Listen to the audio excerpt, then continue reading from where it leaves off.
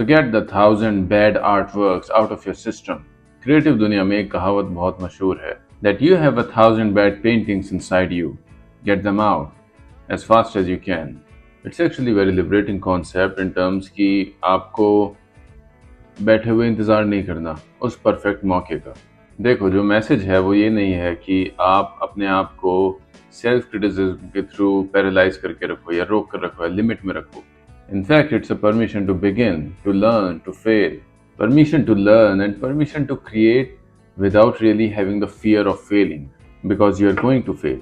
फिर चाहे आप दुनिया में कोई भी काम क्यों ना कर रहे हो, चाहे आप राइटर हो, पेंटर हो, आप इलेक्ट्रिकल इंजीनियर भी हो, आप डॉक्टर भी हो, आप लॉयर भी हो, आप कुछ भी काम कर रहे हो, किसी भी क्रिएटिव या नॉन क्रिएटिव फील्ड में आप क्यों ना हो, आप जाते ही उसमें कमाल नहीं कर दोगे। Your first few efforts are going to be a total disasters। और ये कोई बड़ी दुख की बात नहीं है, इट्स ओके। जो भी आपकी फील्ड में बड़े बड़े नाम है, उन्होंने भी कहीं ना कहीं से शुरू करा था, वो भी एक समय पे बहुत अच्छा काम नहीं करते थे। So basically what I am saying is, जो ग्रेटनेस है, जो ग्रेटनेस हम वर्शिप करते हैं इस दुनिया में लोगों में, वो एकदम से नहीं आती है। वो एक्सकवेशन की तरह आप लेयर बाय लेयर उसकी हटाते रहते हो, and then you find it after walking the lone and long road of discipline। In the beginning, everybody makes bad art। फिर चाहे वो उस इंसान का पहला स्केच हो, पहला गाना हो, पहली मूवी हो, it may not be the best thing in the world। हो सकता है आपका जो विजन था और जो प्रोडक्ट निकला उस दोनों में बहुत बड़ा अंतर है। ये सब देखते हुए बहुत सारे लोग डिमोरलाइज हो जाते हैं और गिव अप कर देते हैं just after a few attempts। पर वो ये नहीं समझते कि it's completely normal for beginners to do bad work। वो ऐसे सोचते हैं कि अगर उनके फर्स्ट फ्यू अटेम्प्ट सही नहीं गए, इसका मतलब उनमें कोई कमी है, या they are not capable enough और talented enough to do that work. But they don't understand कि it's not about talent initially, it's about the mileage, it's about how far you are willing to travel in that path before the good, even the good starts to appear in your work. जो काम करने का skill है वो सिर्फ काम करने से ही इम्प्रूव होता है। आपके अंदर का जो इनएक्सपीरियंस का क्लटर है, जो अभी तक आप दिमाग में सोच रहे थे चीज़ें, वो काम करने से ही हटती है। जो एक अल्टीमेट मास्टरी का गोल आपने सेट करा हुआ है अपने लिए, वहाँ तक आप सोच सोच के नहीं जा सकते, वहाँ पे कर करके ही जाना पड़ता है। फिर चाहे वो महान आर्टिस्ट पिकासो हो, चाहे म्यूजिशियन ए आर रहमान हो, चाहे Olympic gold medalist Neeraj Chopra क्यों ना हो, हर इंसान अपने अपनी फील्ड में जब एंटर होता है, मीडियोकर ही एंटर होता है। कमाल तो काम करते करते होता है। बट जितने भी आप सक्सेसफुल लोग देखेंगे अपने आसपास, उन सब में एक कॉमन बात है, they did not wait for the right time. उन्होंने सही समय का इंतज़ार नहीं करा कि पहले नहीं सब कुछ सही होने दो, पहले जो है योग बनने दो, उसके बाद काम होगा। No, they if they wanted something they went out and started working on it, and that is how your work refines, by trusting the process. और जब भी आप कोई भी काम कर रहे हो, उसमें अपना ईगो, जब तक आपका ईगो बीच में रहेगा, आप किसी भी काम में इमर्स होके उसमें ग्रेटनेस अचीव नहीं कर पाएंगे, because you are always feeding your ego the first thing. There is a saying कि मतलब everything is cringe until you become successful. So वो क्रिंजनेस, वो एम्बेरसमेंट एम्ब्रेस करने की जो पावर है, you have to have that to really cross over into greatness. और वहीं जब हम अपने काम में बहुत ज़्यादा परफेक्शन एक्सपेक्ट करते हैं, तो हमारी ग्रोथ को भी रोक देता है। आई एम नॉट सेइंग कि you should not strive to do good, you should not have your goal to be amazing in your work, but chasing after too much perfectionism also cripples you in some ways। और कई बार कई लोगों में perfectionism जो है, ये right timing का जो वेट है, ये एक तरह से procrastination का दूसरा रूप बन जाता है, जहाँ वो पूरी उम्र बिता देते हैं बिना कुछ करे, सिर्फ प्लानिंग में या फिर उस परफेक्ट टाइम में या अपॉर्चुनिटी आने। आप अपनी लाइफ में एक छोटी सी चीज़ को, एक छोटे से एस्पेक्ट को ही चमकाने में लगे रहते हैं, और मीनवाइल बाकी सारी अपॉर्चुनिटीज़ आपके आसपास से निकल जाती हैं। So you have to give up that obsession of perfection and just start doing things one after another. ठीक है, sometimes you have to let go, sometimes you have to surrender, sometimes you have to be angry and then get away from your art or whatever you're doing, but you have to come back to it, you have to create another attempt, you have to make another attempt after another, because as I said, the 1000 artwork inside you, you have to get them out, They might be messy, they might be half-baked, they might be really bad or embarrassing. कुछ भी क्यों ना हो, रास्ता वहीं से गुजर के निकल रहा है, तो वो स्टेज आपको पार करनी ही पड़ेगी। There is also a certain psychological freedom in accepting कि आपके शुरुआत के कुछ काम खराब होंगे। मतलब whatever you are attempting, अगर आप कुछ ड्राइंग वगैरह बनाना चाह रहे हो, गिटार सीखना चाह रहे हो, आप मूवी बनाना चाह रहे हो, आप सोशल मीडिया पे कुछ क्रिएट करना चाह रहे हो, कुछ भी आप बनाना चाह रहे हो सकता है आप शेफ बनना चाह रहे हो, तो जब आपके दिमाग में ये रहता है कि obviously I am a beginner और I am just learning and हो सकता है कि कुछ डिश थोड़ी ख़राब हो, इतनी अच्छी ना हो, दैट इज़ एक्सेप्टेबल। वो आपके दिमाग से एक्स्ट्रा बोझा हटा देता है कि you have to excel on the very first attempt. ऐसे नहीं है कि आप कोई डिश बनाने जा रहे हो और वो ख़राब हो जाए तो आप बैठ कर रोते रहोगे, या किसी ने तारीफ़ नहीं करी तो आप कुकिंग छोड़ दोगे। इस वे में आपको कंसिस्टेंट भी रहना पड़ेगा, और यही हमारे आगे बढ़ने के लिए रास्ता खोल देता है। अगर सोचो हम बहुत ज़्यादा सोच में डूब जाएं अपनी एक फेलियर के बाद या कुछ फेलियर्स के बाद, तो वो क्रिपलनेस आ जाती है, हम आगे बढ़ ही नहीं पाते, हम वहीं रुक जाते हैं। और जब आप चलते चले जाएं किसी रोड पे, तो जहाँ शुरुआत में आप अपने आप को पुश कर रहे थे, वहाँ फिर कुछ समय बाद आपको डिसिप्लिन पुश करेगा और कुछ समय बाद आपको क्यूरियोसिटी पुश करेगी।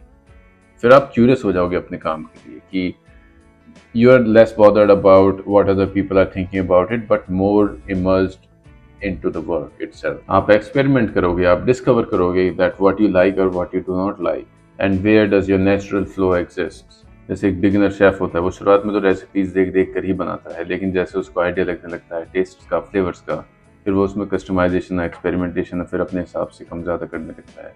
देन ही डेवलप्स हिज ओन टेस्ट।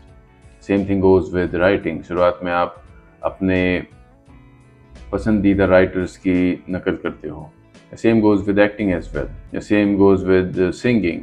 आप पहले अपने पसंदीदा सिंगर्स की एक्टिंग करते हो या उनके जैसे इमिटेशन करते हो अपने वर्क में, और जैसे जैसे आप अपनी आवाज़ ढूंढने लगते हो, you start becoming better at it and you find your own voice.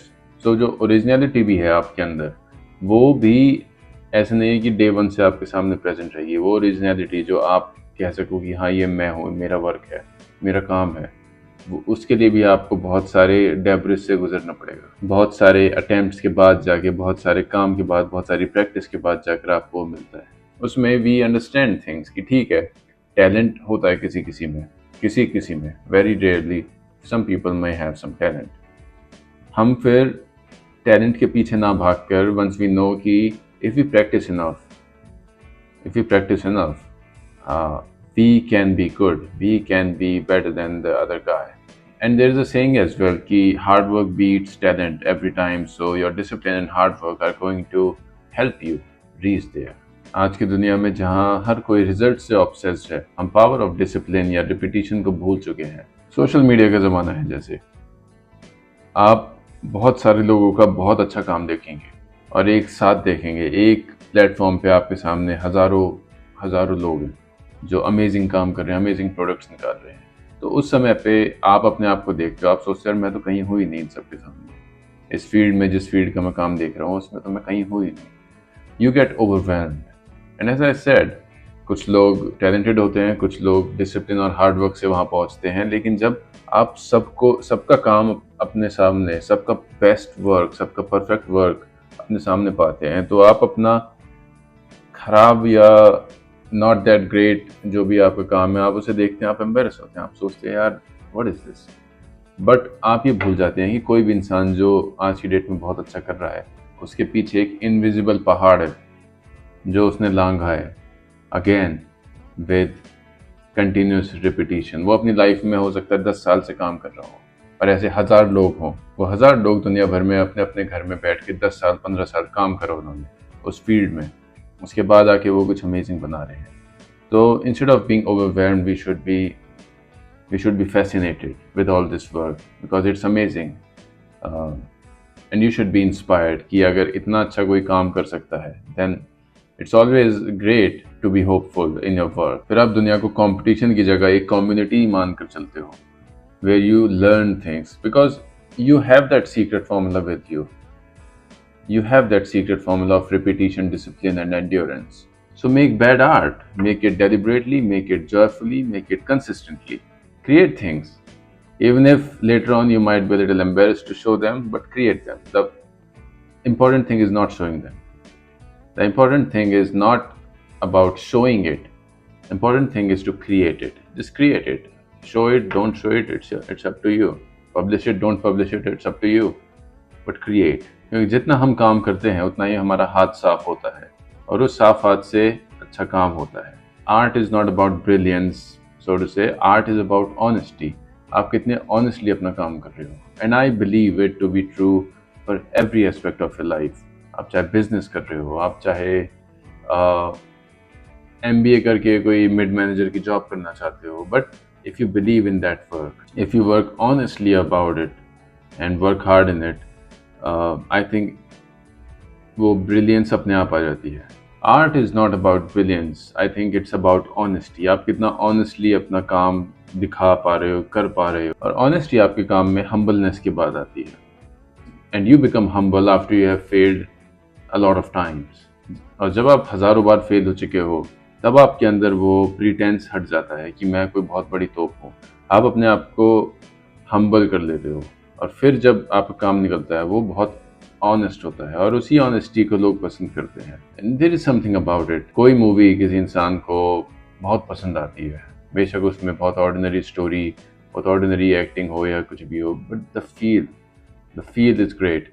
वहीं बहुत ऑर्केस्ट्रेटेड, बहुत हज़ारों लोगों का दिमाग लगा हुआ मूवी बने, कई बार उसमें आर्टिफिशियलनेस लगती है, उतना मज़ा नहीं आता, उतना रिलेटेबल नहीं लगता. So it's never really about brilliance, it's about the honesty that really speaks with the audience. And honestly, your first 1,000 attempts at anything are going to frustrate you.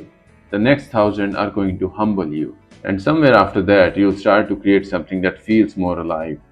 आराम से बैठ के टैलेंट का इंतज़ार मत करो, सही टाइम का इंतज़ार मत करो, सही सिचुएशंस का इंतज़ार मत करो. Just go out there and start creating. May this video be the permission that you have been seeking. Go out there, start creating. A lot of your initial attempts are not going to count to be anything, but the ways through that. I've said it before and I'll say it again. You have 1,000 bad artwork inside you. Get them out of yourself. Alright guys, that's it for today. Let me know what you think about this in the comment section. Let me know your thoughts and I'll see you in another video. Bye.